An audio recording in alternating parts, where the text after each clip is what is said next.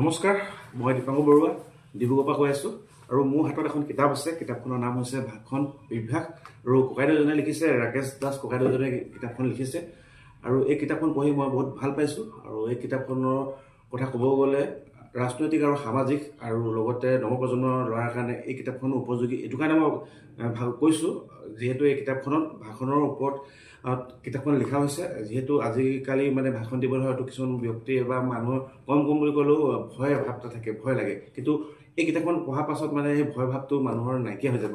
এই মৰমৰ ককাইদেউজনে বৰ ধুনীয়াকৈ এখন কিতাপখন লিখিছে, ৰাকেশ দাস ককাইদেউ। আৰু যদি আপোনালোকক এই কিতাপখন যদি আপোনালোকক লাগে তেনেহ'লে মই ওপৰত স্ক্ৰীণত নাম্বাৰটো দিছোঁ, সেই নাম্বাৰটোত আপোনালোকে কল কৰি এই কিতাপখন আপোনালোকে সংগ্ৰহ কৰিব পাৰিব। ধন্যবাদ। নমস্কাৰ, মই পনাকণ দাস গুৱাহাটীৰ পৰা কৈছোঁ। মই ভাষণ অভ্যাস নামৰ কিতাপখনৰ স্বত্বাধিকাৰ শ্ৰী ৰাকেশ দাসলৈ মই আন্তৰিক শুভেচ্ছা অভিনন্দন জনালোঁ। ভাষণ অভ্যাস নামৰ কিতাপখনে আমাৰ উঠি অহা চামক এটা অনুপ্ৰাণিত কৰিব বুলি মই দৃঢ় বিশ্বাস কৰোঁ। কাৰণ এই কিতাপখনৰ পৰা বহুতে জ্ঞান লাভ কৰিব পাৰিব। সভাই সমিতিয়ে কেনেদৰে ভাষণ দিব লাগে তাত তন্ন কৰি কথাবোৰ লিপিবদ্ধ কৰা আছে। নমস্কাৰ, মই নিশা ডেকাই নাওকটাৰ পৰা কৈছোঁ। এইকেইদিনতে মই এখন নতুন কিতাপৰ লগত চিনাকি হ'লোঁ। কিতাপখনৰ নাম হৈছে ভাষণ অভ্যাস। এই কিতাপখনৰ অধ্যয়নে মোক বহুতো নজনা কথা শিকালে। আচলতে সভা এখন চলাই নিবলৈ বা সভা এখনত উপস্থিত মানুহখিনিক সম্বোধন কৰি তাৰ বিষয়বস্তুবোৰ ভালকৈ উপস্থাপন কৰিবলৈ যিখিনি আমাক জ্ঞানৰ দৰকাৰ, এই জ্ঞানখিনি আমি এই কিতাপখনৰ জৰিয়তে পাব পাৰোঁ। আমি বা আমাৰ নতুন প্ৰজন্মই এই কিতাপখনৰ দ্বাৰা যথেষ্ট লাভান্বিত হ'ব বুলি মই আশাবাদী। হয়, নমস্কাৰ, মোৰ নাম মুকুট আহমেদ। মই এই ভাষণ কিতাপখন মই পঢ়ি মই যথেষ্ট উপকৃত হৈছোঁ। আৰু মই আগত ভাষণ দিয়াত অসুবিধা পাই আছিলোঁ। এইখন পঢ়াৰ পিছত মই ধুনীয়াকৈ এতিয়া সভা সমিতিত ভাষণ দিব পৰা অৱস্থাত তেতিয়া ভাল লাগে। আৰু মোৰ এইখন পঢ়াৰ পিছত মোৰ কনফিডেঞ্চটো আহিছে আৰু ভাষণ দিয়াৰ। নমস্কাৰ, মই দীপাংকৰ শইকীয়া তিনিচুকীয়াৰ পৰা কৈছোঁ। ভাষণ অভ্যাস এই কিতাপখন লেখক ৰাকেশ দাস। এই কিতাপবোৰ পঢ়ি সভা এখন কেনেকৈ ভাষণ দিব লাগে আৰু সভা এখন পৰিচালনা কেনেকৈ কৰিব লাগে ইয়াৰ বিষয়বস্তুসমূহ জানিব পাৰি বহুত ভাল লাগিল। প্ৰথমে মই ৰাকেশ দাসলৈ ধন্যবাদ জনাইছোঁ। যিসকল ব্যক্তিয়ে সামাজিক ৰাজনৈতিক শিক্ষানুষ্ঠান সভাত ভাষণ দিম বুলি ভাবে বা সভা এখন পৰিচালনা কৰিম বুলি ভাবে, তেওঁলোকে যদি এই ভাষণ বা কিতাপখন পঢ়ে মই ভাবোঁ বহু উপকৃত হ'ব। ধন্যবাদ। নমস্কাৰ, মই জয়ন্ত কুমাৰ ৰায় কোকৰাঝাৰ জিলাৰ গোসাইগাঁৱৰ পৰা কৈ আছোঁ। মই ইতিমধ্যে অৰ্ডাৰ দিয়া ৰাকেশ দাসৰ ভাষণ অভ্যাস নামৰ কিতাপখন পাই গ'লোঁ আৰু এই কিতাপখন পঢ়ি মই অনুভৱ কৰিব পাৰিছোঁ যে আমাৰ ছাত্ৰ ছাত্ৰীসকলে বহু সময়ত ভাষণ দিয়াৰ ক্ষেত্ৰত অসুবিধা অনুভৱ কৰে। তেওঁলোকে এই ভাষণ অভ্যাস নামৰ কিতাপখন যদি অধ্যয়ন কৰে তেতিয়াহ'লে নিশ্চয় উপকৃত হ'ব। এইখিনিয়েই, ধন্যবাদ। নমস্কাৰ, মই উমানন্দ নাথ বঙাইগাঁৱৰ পৰা কৈছোঁ। ৰাকেশ দাসে লিখা এই ভাষণ অভ্যাস নামৰ কিতাপখন পঢ়ি বহুত নজনা কথা জানিব পাৰিছোঁ। বিশেষকৈ যিসকল ব্যক্তিয়ে সামাজিক ৰাজনৈতিক কামত জড়িত আৰু ছাত্ৰ ছাত্ৰীসকলে এই কিতাপখন পঢ়ি উপকৃত হ'ব পাৰিব বুলি মই ভাবোঁ। ধন্যবাদ। নমস্কাৰ, মই চন্দ্ৰমিলি ধেমাজি জিলাৰ পৰা কৈছোঁ। এইখিনিতে মই নতুন কিতাপ এখন চিনাকি হ'লোঁ। এই কিতাপটোৰ নাম হৈছে ভাষণ অভ্যাস। এই ভাষণ অভ্যাস কিতাপৰ জৰিয়তে সভা এখন কেনেকৈ চলাব লাগে বা সভাত উপস্থিত মানুহবোৰক কেনেকৈ সম্বোধন কৰিব লাগে সেই বিষয়টোৰ ওপৰত যি জ্ঞানৰ দৰকাৰ, এই জ্ঞানৰ বিষয়ে এই কিতাপটোৰ ওপৰত উপলব্ধ কৰি লিখা হৈছে। ধন্যবাদ। নমস্কাৰ, মোৰ নাম শ্ৰী বসন্ত নাথ আৰু মই এখন কিতাপ অৰ্ডাৰ দিছিলোঁ। সেইখন হৈছে ভাষণ অভ্যাস আৰু এই কিতাপখন পঢ়ি খুবেই ভাল লাগিল। আৰু এইখন কিতাপ যিসকল ছাত্ৰ ছাত্ৰী ভাষণ দিবলৈ ইচ্ছুক বা সভাত ভাষণ দিব বিচাৰে তেওঁলোকৰ বাবে অতিকৈ প্ৰয়োজনীয় তথা মানে লাভদায়ক হ'ব। আৰু মই অৰ্ডাৰ দি পঢ়িছিলোঁ, ভাল লাগিলে কিতাপখন পঢ়ি পেলাই। Thank you. নমস্কাৰ, মই ৰূপেশ্বৰ দলে ধেমাজি চিলাপথাৰৰ পৰা কৈছোঁ।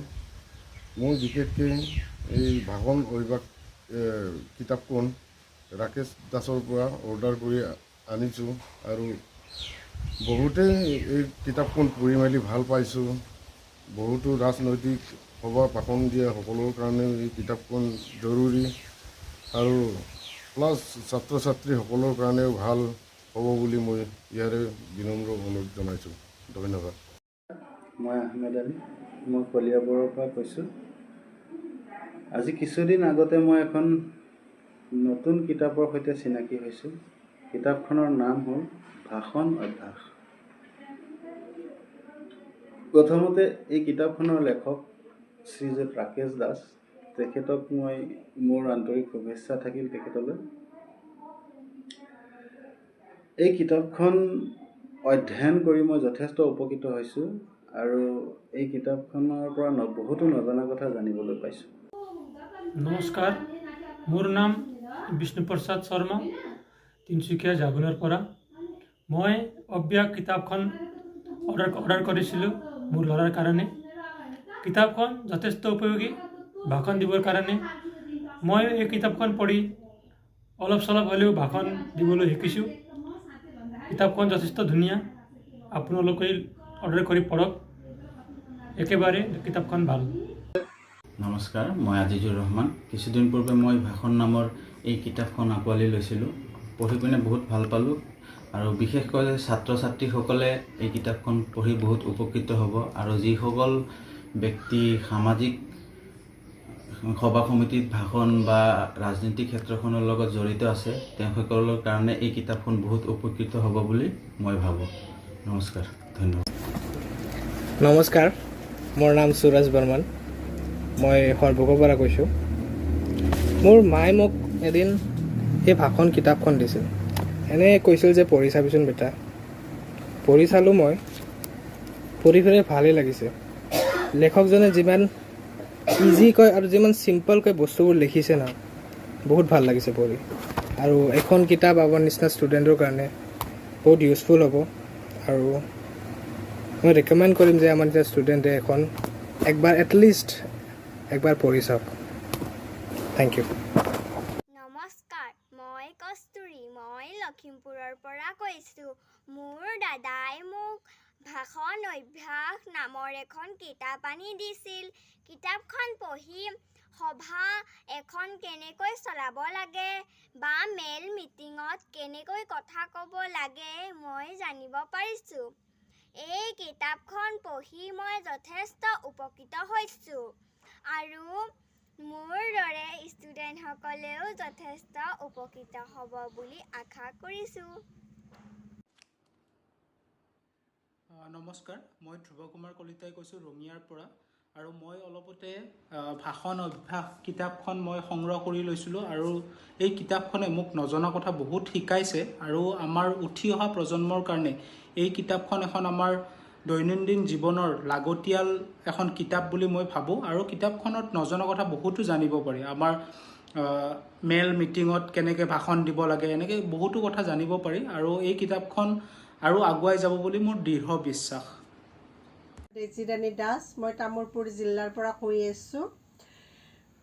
এই ভাষণ কিতাপখন পঢ়ি মই বহুত ভাল লাগিছে আৰু মোৰ নিচিনা সকলো মহিলাসকলে পঢ়িলে এই ভাষণ দিবলৈ সুবিধা হ'ব আৰু ছাত্ৰ ছাত্ৰীসকলে বা উঠি অহা যুৱক যুৱতীসকলে এই কিতাপখন পঢ়িলে